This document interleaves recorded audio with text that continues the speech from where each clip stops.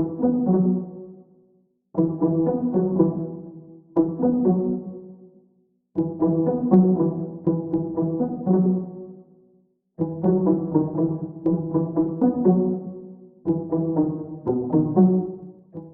mahakasika toy nylay raharaha fanondrahana lasante sy fandoran'olona velona dia karohina fatratra ity lehilahy ity amin'izao fotoana izao a izany hoe ilay lehilahy navandoza izany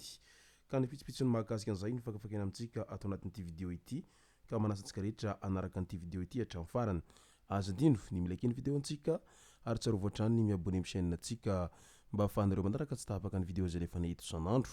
tsy ampiandrela mo isika fa avy hatrany tonga dia vavany ndao ary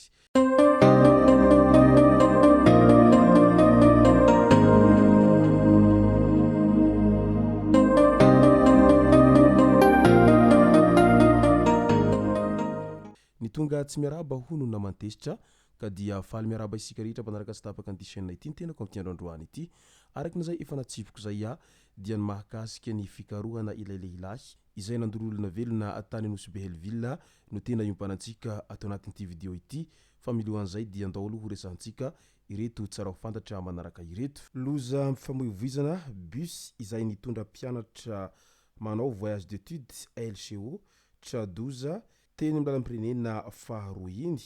izay 20 kilometatra mialan'ny Moramanga tamin'iny androny omaly 7 jona iny araky ny fantatra dia tovovavy iray no namoy ny ainy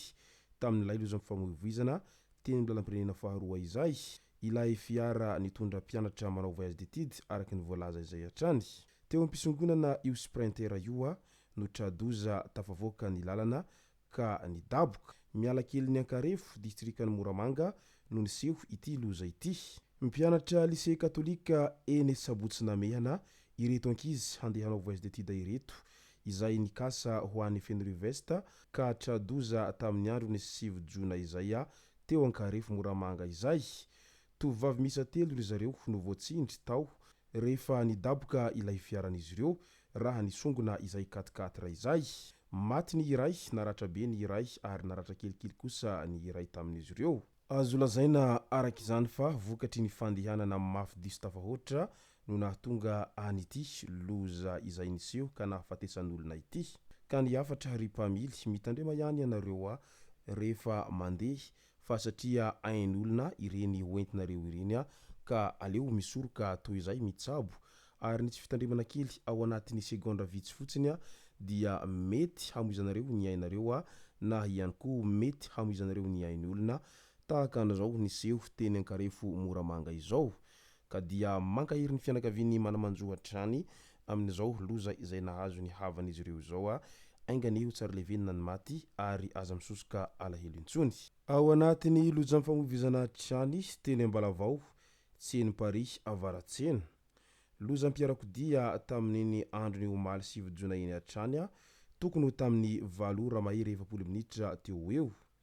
raha ny filazan'ilay mpamily tamin'ny mpitandro ny filaminana dia hisatra nipotsaka tampoka no nahatonga ny loza ka naleo ny nahitsy nandona teny amin'ny andry tsy nisy ny ainana fohy mpandeha iray teo aloha no naratra teo amin'ny handriny no nidona izay nahazo azy ka noho izany dia tsara hatrany raha toaka arahana maso tsara ny fiara mialohan'ny aingana fa sao dia miteradoza tahaka an'izao fitarainan'olona aveny Sonerana fahatelo tranga izay niseho tamin'ny androny 7 jona iny hatrany misy olona mpiaramonina amin'izy ireo mitambatra tatatra izy ireo a ny lalana maloto dia mba niteny tamin'izy ireo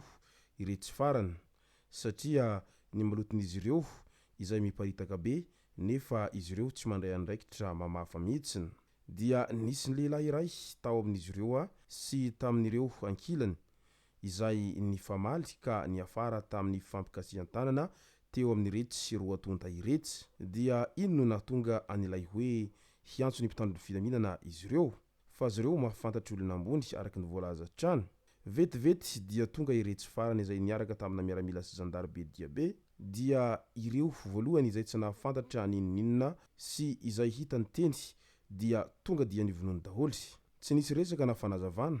fa avy hatrany dia ny felahany taimaina ny vehivavy teo amin'ny iretsy olona izay nanao fitarainana iretsy. Taorian'izay dia nanao antsoavo amin'ny mpitondra fanjakana iretsy izay niara-mivona iretsy mba hijery ankaiky ny zava-misy any an-toeranany fa tena mahatsapa izy ireo fa sahirana manoloana an'izay tsindry mahazo azy ireo izay. Eo amin'ny resaka zava-mahadomelina indray, tovolahy iray izay nahatratrara ny polisy ny PPA 3 Ilany Vato rongony iray kilao.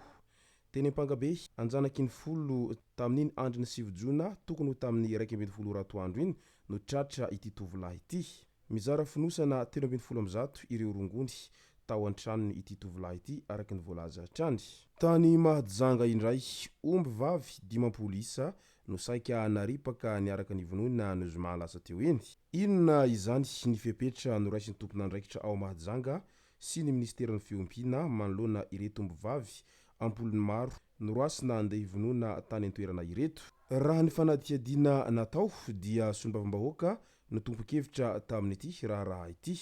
Efa nesorina ny ankamaroan'izy ireto tsy navela ny hivonoina araka izany ny sasany. Na izany aza mila fepetra hentitra manoloana izao fikasana hamono omby vavy izao araky ny voalazan'ireo mponina avy any an-toerana trany. Efa hatramin'izay no tsy azo natao izany ary tsy tokony atao mihitsiny. Mipetraka eto foana ny fanontaniana hoe rehefa olona manana fahefana ara-panjakana na olom-boafidy dia afaka mamono omby vavy izay tsy misy fepetra raisina akory araky ny fanontaniana izay napetraky n'ireo mponina avy any an-toerana trany. Tsara ho marihina fa tafiditra ao anatin'ny harenan'ny malagasy izany fananan'omby izany ary manandanja lehibe eo amin'ny soatoavana maha-malagasy izany resaka omby izany. Andao amin'izay ho resantsika ny mahakasika ny toy n'ilay raharaha fandoran'olona velona tany Anosibe-Elville. Fantatra mantsy amin'izao fotoana izao fa karohny gendarmeria ina Jibo. Izy ilay inamono fa tsy nahafaty ny tovovavy mpiasany izay vao 17 taona monja tany Anosibe ny zoma lasa teo iny. Nofatorany sy nitondrahan'ny lasantsy ary nidorany mantsy ity tovovavy ity araky ny voalaza avy any an-toerana trany. Nolazainy fa ho nangalatra vola 700 tapitrisa ariary io tovovavy io ka izay no nahatonga an'izay fandorana an'io tovovavy io velona araky ny voalazan'ireo mponina avy any an-toerana trany. Tsy maty moa ilay tovovavy taorian'izay vonina hazo azy izay na dia teo aza ny fandorana azy velona tamina lasantsy izay fa mbola manaraka fitsaboana any amin'ny hopitaly io tovovavy io amin'izao fotoana izao. Ka ny mpitandro fitaminana etsy an-daniny dia namoaka an'izay filazana fikarohana an'ilay nahavandoza izay. Ka izay no masaka azona roso tao anatin'ity video ity tompoko lasy tompoko vavy. Misaotratsika rehetra nanaraka an'ity video ity hatramin'ny farany. Asa dino vinimy like ny video antsika ary tsara hovatrany miabony amin'ny chaîne antsika mba ahafahanareo manaraka tsy tahapaka ny video zay lefa nahito isan'andro. Tompoko lasy tompoko vavy mankasitraka dia mirary soa.